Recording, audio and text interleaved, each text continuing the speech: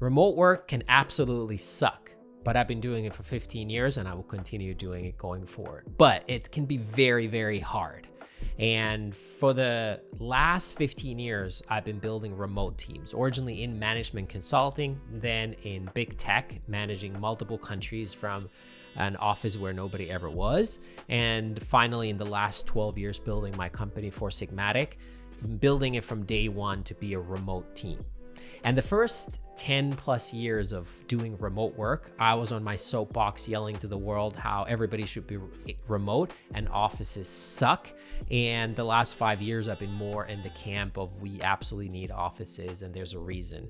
Maybe it's zigging versus zacking. When others were always in office, I was promoting remote work, and now it's the opposite.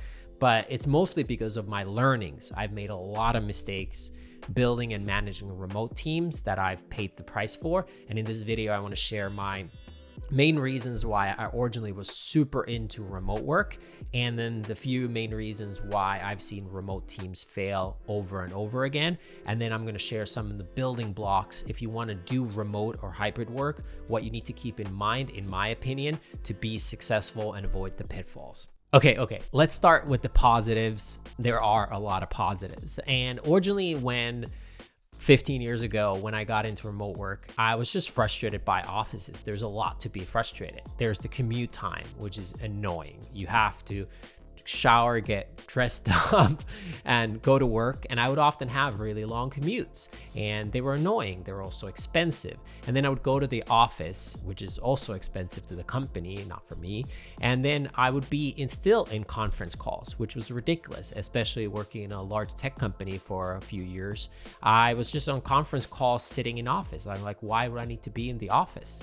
It made no sense because at that point, the technology was good enough to be remote. At the same time, I was collaborating with our partners, be it lawyers or tax people that were remote. So I saw that we were already doing remote work, but there was a rule that you had to be in the office. It made no sense to me. I think once you are remote or hybrid, employees are happier. They have flexibility with their kids, with their hobbies. The fact is, like, very few people are productive from 9 to 5. I'm actually really productive early in the day from like 5 or 6 a.m. to like 9 or 10. And then I have a midday slump, and then I'm really productive in the afternoon. And I like napping, I like exercising. And if I'm in the office 9 to 5, I'm actually many hours of the day not that productive. As a business owner, I always thought one of the best things about remote work is that you can hire better and or cheaper talent. So certain cities are very expensive to live in, like San Francisco. Therefore, in order for somebody to have a fair wage, it's much higher than if they are in even another Western city, like let's say Helsinki, Finland. But when I started my company, we didn't have a lot of money. So we were already forced to, both myself and our team, to think about like, hey, where can we live with a lower salary to accomplish our mission to help people eat healthier without really external funding. So remote work was really helpful in when we couldn't afford to pay salaries because we just didn't have the money. But at the same time, you got to cover your bases at some way. So living in a lower cost city was helpful at that point. At the same time, like, I think every business owner or manager can admit that like companies live or die by the quality of the talent. And in often cases, you have great talent not in your city. So you just open up a better candidate pool even if you pay the exact same amount, but you'll have better or more talent if you can look outside of your own city, even if it's a bigger city. What I've also learned is that if you do the remote work well, and it will force you to document and think about work processes much better. It will like force you to clarify what actually matters. It takes a lot of fluff out. I saw working in an office, people just kind of clocking in and clocking out. It was not clear what they were doing. They were taking a lot of meetings that were useless. That could have been a 5-minute conversation, and instead it was a 1-hour meeting. I feel like whatever time you set for a meeting, the time will be spent. It's always that duration. And there's a lot of managers that are just managing things that are not actually doing anything. And I think in remote work, it forces you to think what actually matters to document it well, think about the process, and then go and execute it. So I actually think it's almost like a haiku poem that forces you within certain bumpers, but that actually brings out more creativity and productivity out of the team. And I think when in remote work, there is more of a maker schedule than a manager schedule. If you're not familiar, there's a great article from Paul Graham about maker schedule versus manager schedule. I think remote work is perfect for a maker schedule and for increased productivity. And everybody's already doing it anyway. So those are the good sides. I think Four Sigmatic wouldn't be here without being a remote team. We could have not afforded to hire people in an office. We actually didn't even can afford in office. We couldn't afford a lease. Also, it allowed us to get awesome people that we otherwise wouldn't get and be extra productive and beat our competition that way. But as the company grew, we made a lot of mistakes, all on me. But remote work or hybrid work definitely made them even worse.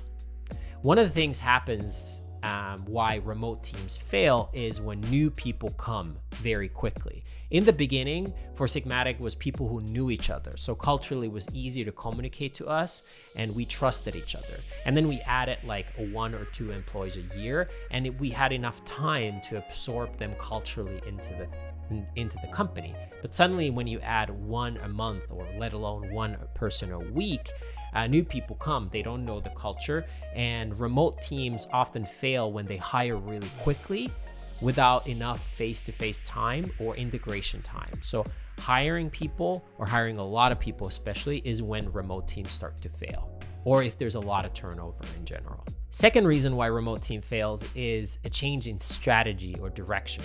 A product launch could also be one of those reasons, but it's easy to do ongoing work. It's easy to do independent work. But if there is a reason why everybody needs to come together as a team for a new process, direction, or product, in often those cases, companies fail. Communication gaps happen. They happen even in person, and in remote environments, they happen even more.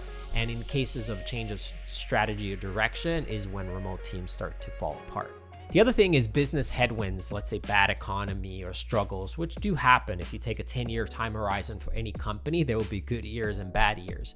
And the culture and the unity is a real glue.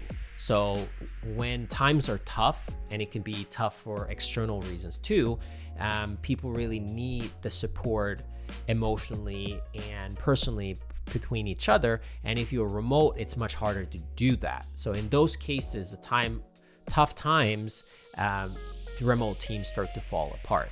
And adding more Zoom meetings often might be needed in those times, but at the same time, they're more taxing for the team. There's also a lot of taxes and administrative hassles. Now, good news, technology has been solving a lot of these with PEO service providers, or there's different kind of consulting Upwork type of services that can make it easier.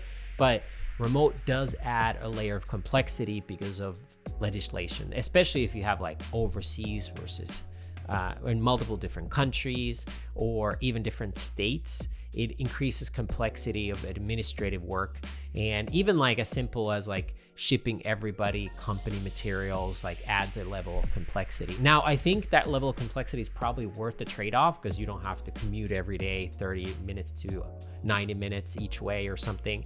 So you do win it back in other areas, but it does also add extra work and time in other areas of the business. Finally, burnout. I often hear a lot of people who are anti-remote work that they're worried about the control, that like employees are not working. My experience is the polar opposite. With some bad apples and exceptions, most people work really hard. And especially if the remote work and remote culture is set up the right way, people actually work too much and people burn out. And because you don't see people in person, you often don't spot the people who burn out. So I think there's a much bigger risk in overworking than underworking, especially if you're all online. Good news is I think a lot of people burned out during the second year of COVID in kind of 2021, 2022. And why I say it's a good thing that they burned out is a lot of people learned that, hey, you just can't be online all the time. So people learn how to create some boundaries, which has been, I think, a net positive effect. Okay, so how can you make remote teams work or hybrid teams work? I have a few things that I've learned through my mistakes and a lot of experience and many years on things that totally move the needle on for remote and hybrid teams. And I actually do think that these are good things even if you have an in-person culture. So even if you have in-person culture, a lot of these advice can make the company better, and you can learn from remote teams on how to be more productive and a better company. First advice is management by objectives. This means like really good OKR setting or goal setting processes. There's different methods and ways how to accomplish it, but you get like ultra clear on everybody's goals. You avoid having like too much overlap between people's job descriptions, so everybody kind of has a clear role and well-defined own area. There's accountability, there's measurements, and there's an annual clock. I recommend you doing an annual clock that explains when do we do review performance, when do we review compensation, when do we have a busy period, when we avoid holidays, when we have a quieter period, when we encourage you to take time off if the business requires that. But having a good annual clock, really good goal setting, really good job descriptions, it doesn't have to be complex or time consuming. You just need to get really clear and everybody be clear on what everybody's doing. That will make a huge difference, especially in remote teams, but also teams that are in person. Secondly is you need team summits or offsites. This is like mandatory. Like you have to, we're humans, we need to spend time in person. And even if we could manage it without seeing the other person for 10 years, it definitely makes the work more fun and more productive if we can meet. We've tried different types like quarterly, 3 times a year, 1 time a year, every other year. I found out that 2 times a year is a pretty good cadence for most. It's not overbearing for people with kids and families, but it's also often enough that you have something to look for. And also it usually ties with business kind of cadence. I find quarters, especially in smaller businesses, too short, but a year a little bit too long. Yearly, you used to do your annual plan. So there's like one summit that we do at Four Sigmatic that's more like having fun and less work. We celebrate the year's accomplishments, and then we just align on what we want to do the next year. And we do another gathering. It's a little more collaborative on the work side. But I find like 2 a year be optimal. You can kind of tinker depending on your team size and your locations, what that is. Maybe once a year is enough, but absolutely meeting in person is valuable. By the way, you can also do this in sub-teams. So our sales team will meet at sales conferences, or the product team will visit suppliers. So you can do subsections of this as well, but definitely curate in-person time. And the value is massive, even if you spend most of your time working remotely. Next is calendar management. While I encourage people to have a lot of flexibility and find the times of the day when they're the most productive, some people are morning people, some people are evening people, but it is very important to overlap calendars during the day at least a bit.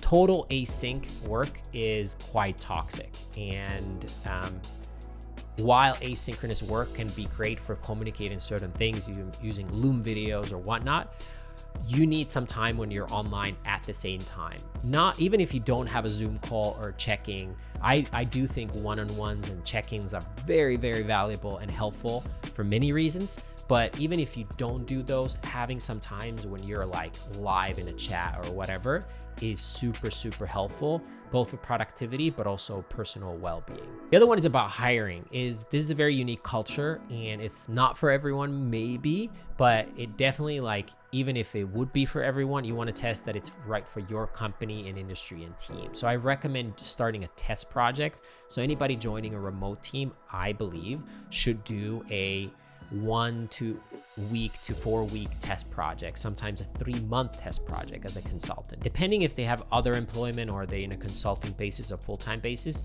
you obviously want to be understanding of their personal life and other work, but you want to test them both culturally and professionally. Can they work in your remote environment? So having 1 week to 3-month test project, that's, by the way, always paid, is very valuable. You learn if it's a good fit or not. Secondly, once the person starts, you want to have another test by having, let's say, 30 days, every work day, having the person reporting to you send a check-in. What did you do today? What did you learn? What roadblocks you faced, or what questions you have? Just bullet points, nothing too formal. But every day, see, how they think, more than just what is actually happening in the work. Seeing what questions they're asking will very quickly tell you if it's a fit. In a way, I'm saying here is hire slow, fire fast, and always be fair. If it doesn't fit, is not a good fit, at the end of the day, it's your, as a manager or business owner, your fault it didn't fit. But like, be fair on the compensation on the test project, and if it doesn't become a fit after the first 30 days. But these will make sure that you have a healthy group in a remote work, and then all the current and new employees will enjoy the work a lot more if you do this. And then last is to combat the burnout. Find ways to de-stress, especially high achievers. Give people extra time off, office closure that was not planned. Find ways to do sprints and breaks. So plan the work in a way that you're really intensively working and then you take time off.